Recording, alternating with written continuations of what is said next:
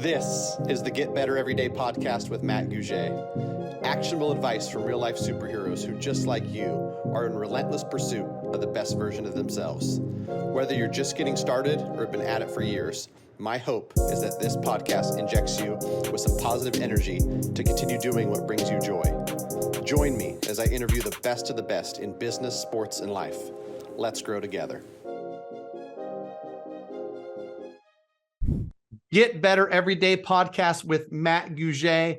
I've got my buddy Mateen Cleaves. I'm excited today, Mateen, and I don't know if I want to steal your quotes and start off with that, but if you're trying to win, tap in to this podcast and to Mateen, and you got to keep your mind right, keep your grind tight. These are some things that come out of you. If I need inspiration, I know I can pop on a sales meeting every Wednesday and hear it from you. I want to hear it straight from the source, man. What inspired you to get out there and do what you're currently doing, which is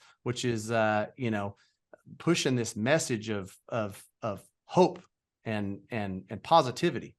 Well, to be honest, Matt, well, first of all, thanks for having me on here, man. You're one of my guys. So to be able to come hang out with you is such an honor to me. But I love to help people. I love to inspire others.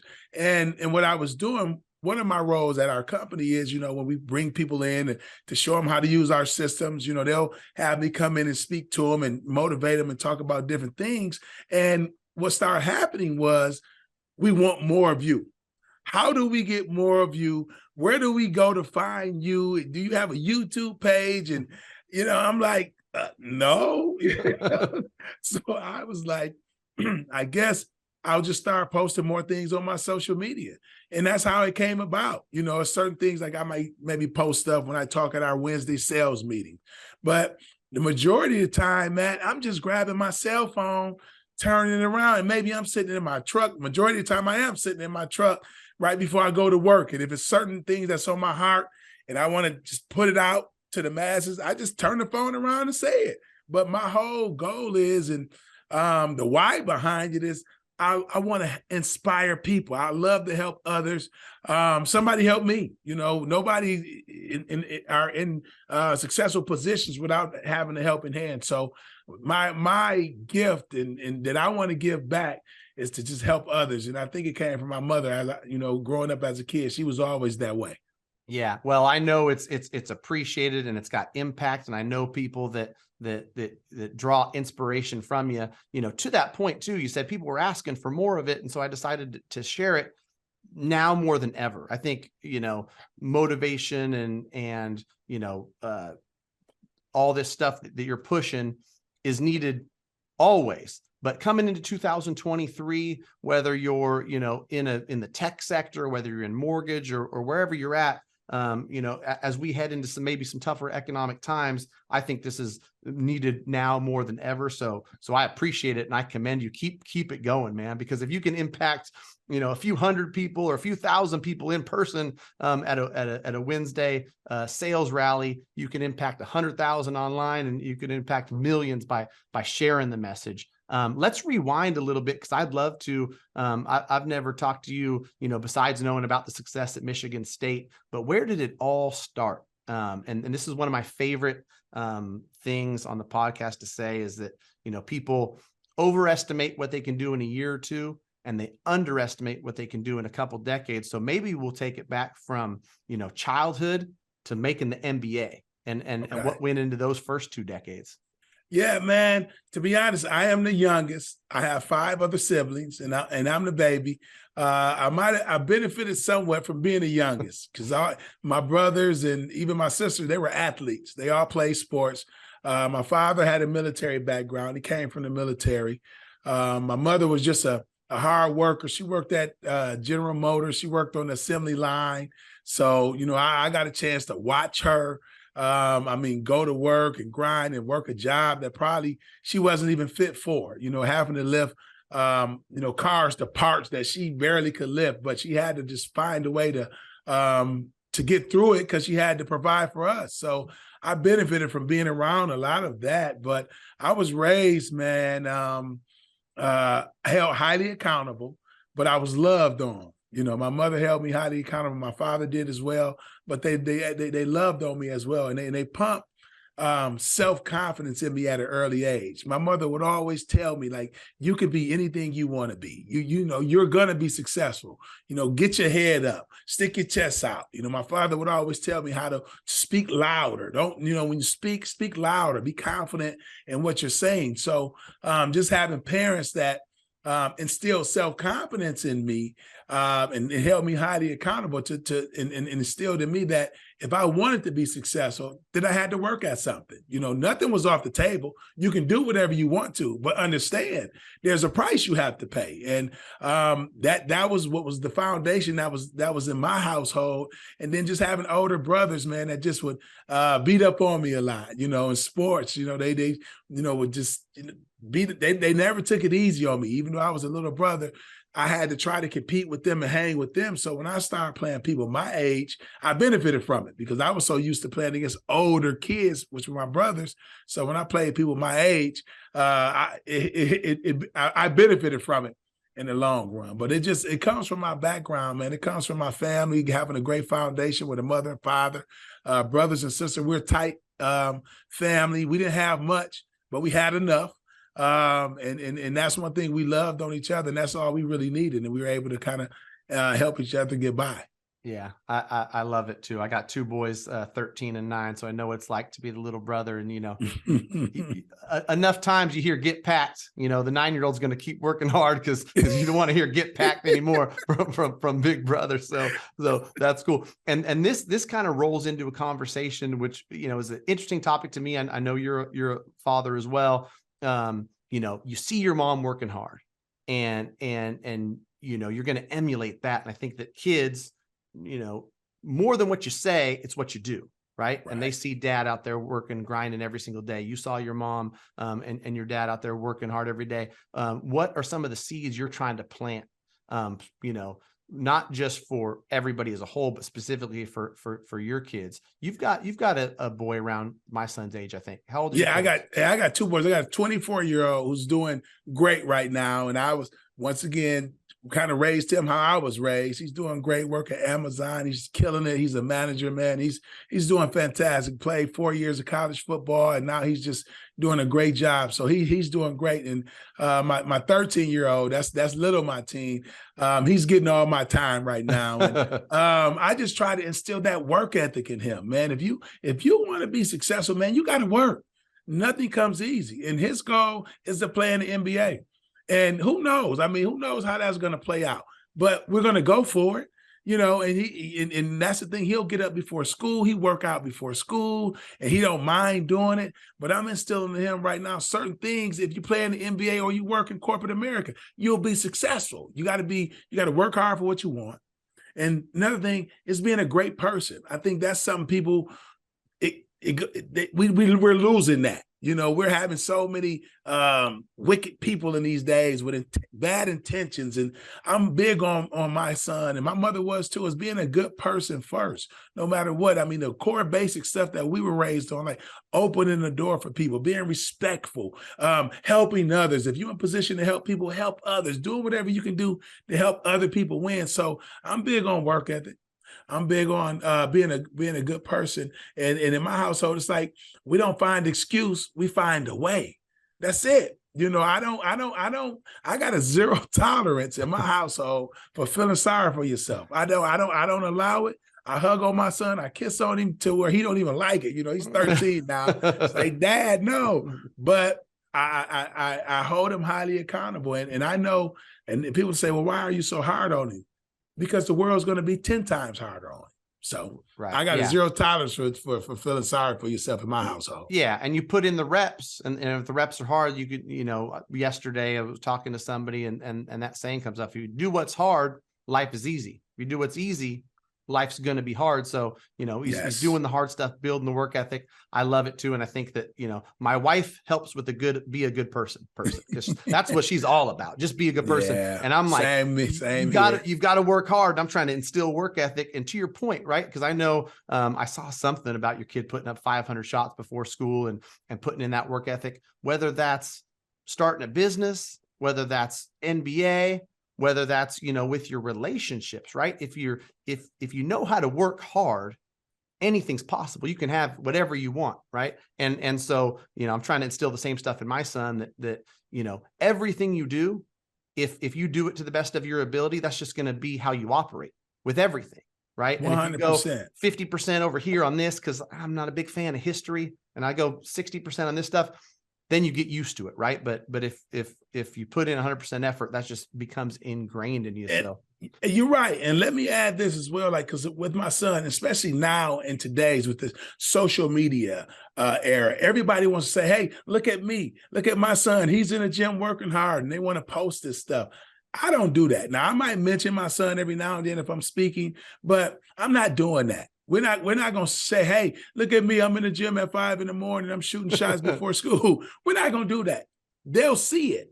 If they watch you play, they'll see it. We don't have to promote any of that stuff. I don't have to say, well, my son is the best 6th grader in the country. We're not. We're old fashioned, man. We're just going to go in and work and let the chips fall where they lay. So that's just how we're wired in my house. Let the results show it. Yeah. Cause one of my favorite stories is one that's, got you included in it is Matt Ishbia talking about that Michigan State team. Right.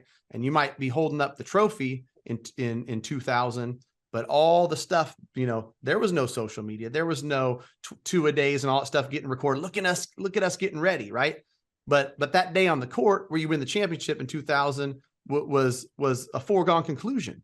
The two-a-days, three-a-days from the summer before, all leading up, that was working in the dark, right? And to your point, like, you don't have to post all that stuff across social media. When somebody reaches any level of success, rest assured they've been working behind the scenes. Rest assured they've been working hard. And you getting me fired up, Matt. Now you're getting me going, man. And even like, think about stuff like, when you see people, hoisting a trophy, and you just see the emotion, the tears coming down their eyes. You see somebody win an award at an award show or movies or whatever it is, and they get so emotional. It's because of the work they put in. It's not, oh, I finally won a trophy. No, that's not it.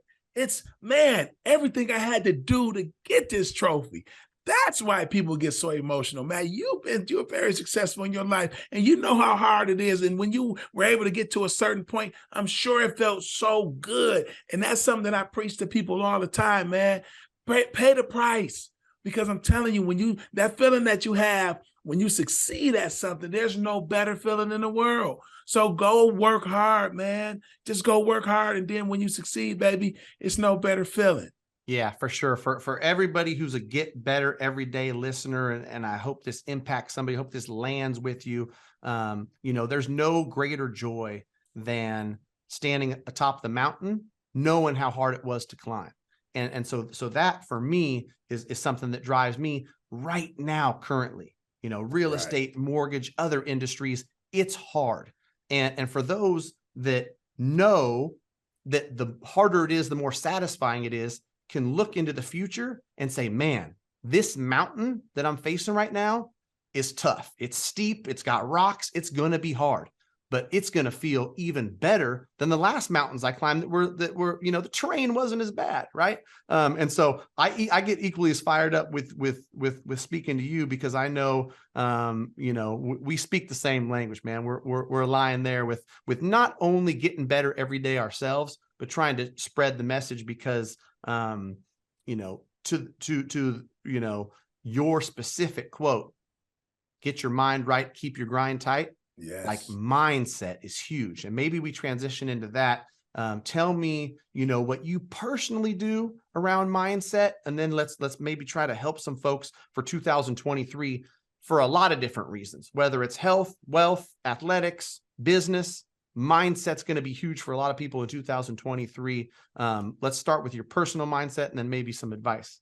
Well, first of all, if you have air in your lungs, you have a chance. That's it. That's all you need. People are looking for all these magical things. If you have air in your lungs, then you have a chance to be successful at whatever it is that you want to do. Now, there's sacrifice, and we hit a little bit on that earlier. It's a price you got to pay, but you can be whatever you want to be, and it starts with mental and believing in you first. If you don't believe in you, who's going to believe in you? How can you be a salesman and sell something if you don't believe yourself? Okay, so you have to believe in you first. And I think that's what makes me successful. That's why I've had success in my life. Even when, and I've been in a position where I was the top player on the team. I was the top guy. I've been in positions where I didn't even play that much. I was on teams and I wasn't one of the top players. But you know what? I always brought something to the table because I believed in me so much. I didn't walk different. My confidence didn't waver because of the situation. I believe in me no matter what. Even coming in the mortgage industry, I knew nothing about it. I had some type of nerves because it was just something different. But man, that confidence, man, and me saying, I'll figure it out. If whatever challenge comes in front of me, I'll figure it out. So I believe like self-confidence, when you look at most successful people, they're self-confident no matter what. They're self-confident. And another thing too is being driven to be successful. Everybody want to be successful, but driven people, you're going to be successful no matter what, because you're going to do whatever it takes to win. But I think having that mindset, just believing in yourself first. And this little thing, start looking at little wins. It don't have to be this big. I don't have to go sign $1 million deal tomorrow.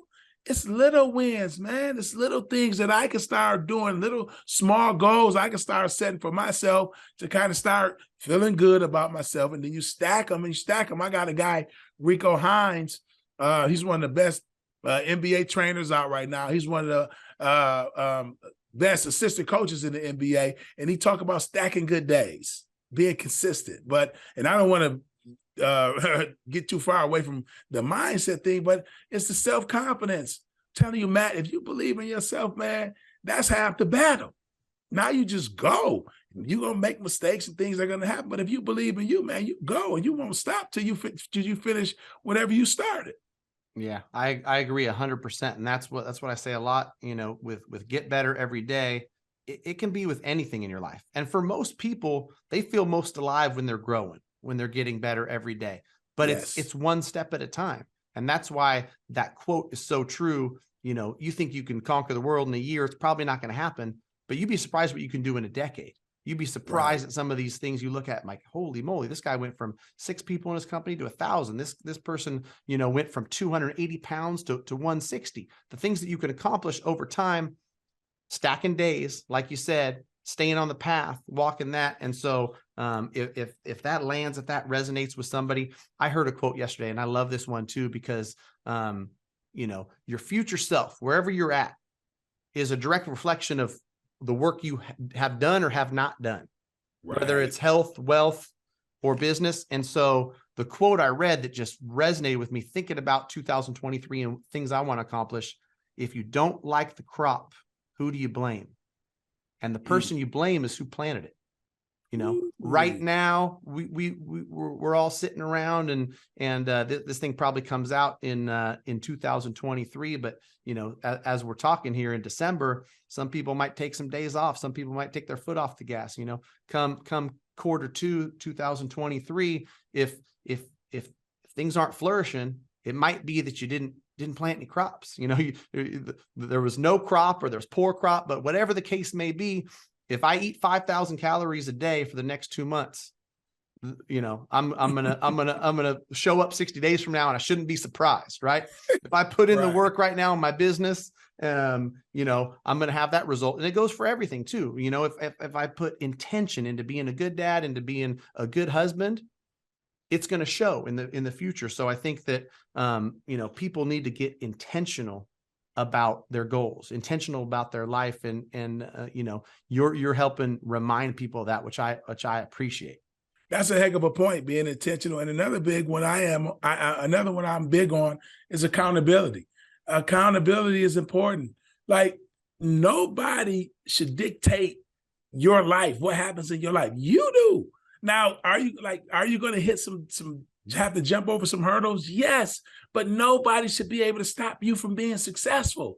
I'm not going to sit up here and blame my leader and say, well, they're not putting me in position to be successful. If I play basketball, I'm not going to say, well, the coach is not running the right play for me. You in the game. Go make it happen, man. Hold yourself accountable. Do something. There's nobody, and no one can stop me from being successful. Whatever it is I want to do, I want to be successful at, I'm going to be successful at it. Now, it might, like you said, it might not happen tomorrow, and I might have to embrace the process, but I'm gonna get there. That's it. I'm not gonna worry. I'm not blaming nobody else for my life. It's my life. That's an important one too. And I think that where people get confused and where people should listen up, no matter who I talk to, what level of success, there's hurdles for everybody. They might be different. They might show up different, but if I asked you, you'd probably, remind me, you didn't have the best trainers in the world and you didn't get, I don't think your dad played in the NBA, you worked your way there. Right. Right. Right. Which I'd love to, if you can think back to any time, it's important to remind folks that we all struggle, that we all, face hurdles, whether it was with ball or whether it was business, it's something you can think about where, you had to overcome adversity, to get to your goal. Because like you said, if you got the mindset, the goal, you're going to it no matter what's in your way. Oh man, I could talk about this for days, but I was zero in coming from my senior year of high school, going into my freshman year at Michigan State, my back was broke. I broke my back. I didn't even know if I was going to even be able to walk straight again, let alone play basketball. And, here I am, like mentally kind of distraught, not knowing if I was ever going to even play again. But I really learned patience then, because that took some time. I just had to, one day at a time, I had to start learning how to sit up straight again and walk again. And, then we start jogging, and then you gradually start getting back to running and things of that sort. But that was a challenge, man. That's a decision. That's a prime example of mindset, right? There might be somebody that goes, you know what? College level athletics, coming off a broken back is going to be tough. Making it to the NBA, impossible. I can't do these things because of my back, and woe is me. Put on some weight, take some pills for the pain. There's definitely a path that some people take, right? And I've seen stuff where this athlete could have been great. Wrong decision, wrong path, bad mindset, off track, right? And so, what would you attest to, keeping your head on straight, keeping your mindset right? You might have spoke to it earlier, right? Where mom pumped you full of that self-confidence from an early age. Yep, having a foundation that helped. Having a support system around me. Great coaches at Michigan State and great teammates, and started back at home with my parents and my brothers and sisters. But it's just like keeping my eyes on the big picture. That was it. I continue to tell myself, because my goal was, as a kid, was to make it to the NBA. So I never stopped seeing that. I never stopped seeing that in my future. Now, I'm glad it happened, but if it didn't happen, I would be able to live with myself, because I know I gave everything I possibly could to try to get there. And sometimes things are out of your control, but you have to do everything in your power. So just having the vision to see the light at the end of the tunnel, that's what kept me going, and staying faithful. Like, hey, man, I'm going for it. Screw it. Did I have a legitimate excuse to give up? Yeah, I broke my back, but who cares? Like, nobody cares about that. I thought that was Mike Tyson. My back is broke.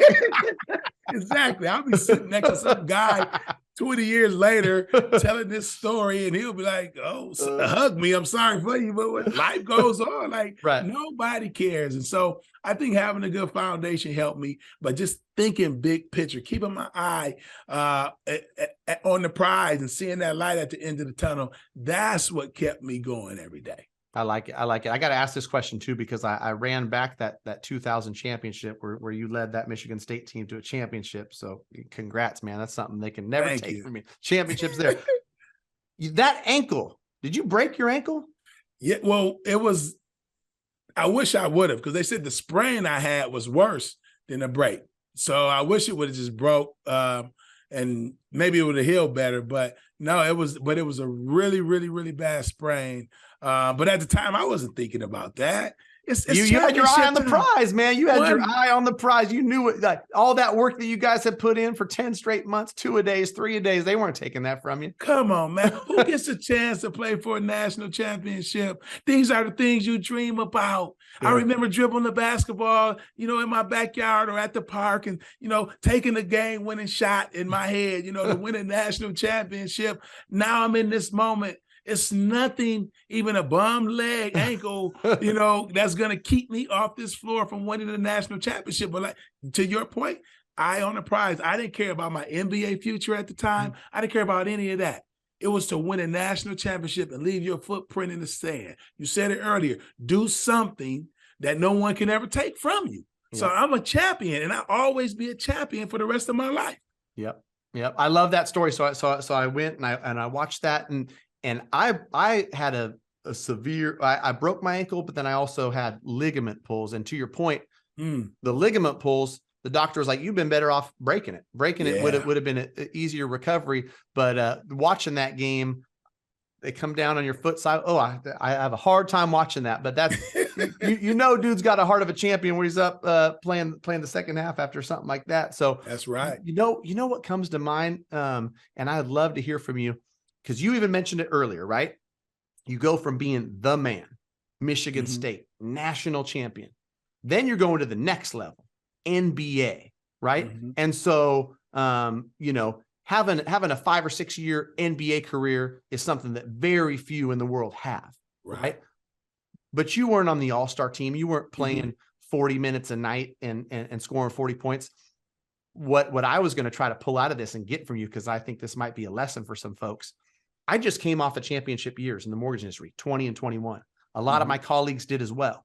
22 is tougher. 23 is going to be tough as well. So it's like, how do we go from being champions and having everything go right to having it, not fall in our lap, right? That's a little bit of a stretch for that analogy, but maybe we can make it work, right? Maybe you can provide us with some inspiration on that. Game on. Now you really get a chance to see what you're made of. Yeah. Hey, anybody can be successful when everything is going your way. That's easy. Now you really get challenged. Okay, you went from being a superstar to being in Sacramento, as I love your sweatshirt you got, man. Kings, Sacramento King for life right here, baby. And by the way, we got robbed back in 2002. Oh, well, that's a whole nother story. That's a whole nother story. But listen, being a part of something special, like, it's bigger than me.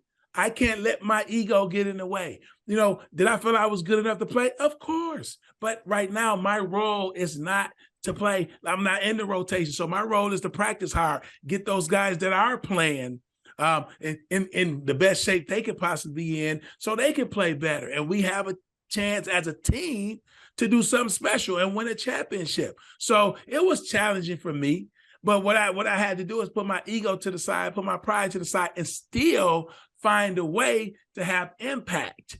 Okay, so that's why my confidence didn't waver, because I was probably one of the best, not probably, I was one of the leaders on that team. And that's rare because I wasn't playing. Okay, that don't happen, but I still found a way to have impact. So it was a challenge as a competitor. Yeah, I wanted to be out there playing, but hey, it's bigger than me. And now what you have to do, hey, what is the lesson from this? Okay, now I really get a chance to really know, what I'm made of when things just ain't just going, everything is not going my way. So, hey, at the time, I didn't like it, I must say, but I've learned. I learned a lot from that, man. And every day went by, man. I took me out of it and thought big picture, because I was a team guy, and figured out, okay, what is it that you can learn from the situation moving forward, and what is it that you can do without playing to still have effect, to impact the team, to help the team win. So that's where my mindset went. Yeah, and that's a great point too. For colleagues of mine in the mortgage industry, or maybe it's real estate, or maybe it's something else. In 2020 and 2021 was good for a lot of industries, for a lot of people. There was a lot of steroid injection that it might not have been all, real. And what I just took from you, and I appreciate it and I thank you, is I got to find a way to have impact. Maybe my award's not as big this year, right? And that hurts the ego. Maybe my production numbers aren't as big this year, but how do I impact somebody else, help the team as a whole, help the U Mortgage organization, help the broker channel. And so I appreciate that, because something that came to mind too is that work ethic, that dog that's been in you since the beginning. That didn't go away. You're in the NBA, you're giving them hell. If it's in practice, if it's in a game, no matter what, because that's the work ethic that's built into you. That's 150% no matter what. And I think it's Yes. translating to business now too, where in the business world, you're having the impact you're having because of, you know, the work ethic and the dog that's inside you. Yeah, exactly. And I took pride in on that Sacramento team, which was my favorite team in the NBA by far. Sacramento But Kings. yes, sir. King Show for life. Shout out to C. Webb, Mike Bibby, Bobby Jackson, Bonnie D. Bog, Page, Doug Christie. Oh my God, I love that team. But I took pride in, because when I look back, if you look at back, like Mike Bibby and Bobby Jackson had two of the best years of their NBA careers when I was their backup. So I took pride in that. I had something to do with that, not for my ego, not for my pride, but it was just to help the team win. So like, things are not going to go your way all the time, you know. And when I broke my back, I was never the athlete that I was in high school, but I still found a way to be a 3-time All-American, win a national championship, be the Final Four MVP, 14 pick in the NBA draft. And I'm not saying this to brag, I'm saying it to make a point, man. I just kept pushing forward. And then when things didn't go my way, listen, I believe in me no matter what. And that's never going to waver. And maybe that rubs some people the wrong way. And it's not arrogance, it's confidence. All right. If I don't believe in me, who is? Okay. So I'm going to do that no matter what. I'm never going to let the situation dictate my confidence. I'm never going to let the situation, I could be in a tough situation because your business is not what it is. Your confidence shouldn't go down. No, you'll figure it out. You shouldn't waver. No, yeah, you can get agitated and frustrated and continue to push yourself because you want to be great, but your confidence should never waver. Don't let the situation waver your confidence, never. So that's when I was in that situation and not playing as much, I still was the most confident person walking around that arena. Yeah.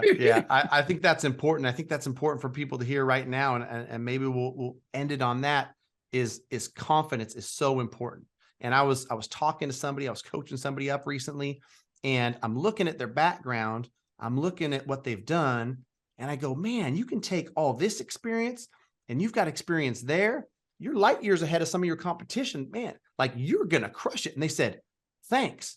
I'm like, you should recognize that stuff. Right. You got to see that in you. Right. And so it's not easy. And, you know, to be completely honest, sometimes I waver as well. But on most days I wake up and I say, you know what? Like, I'm capable and I'm going to go get after it. And I've got big goals and big dreams. And I should say it live, Mateen, because I told this to our buddy, Matt.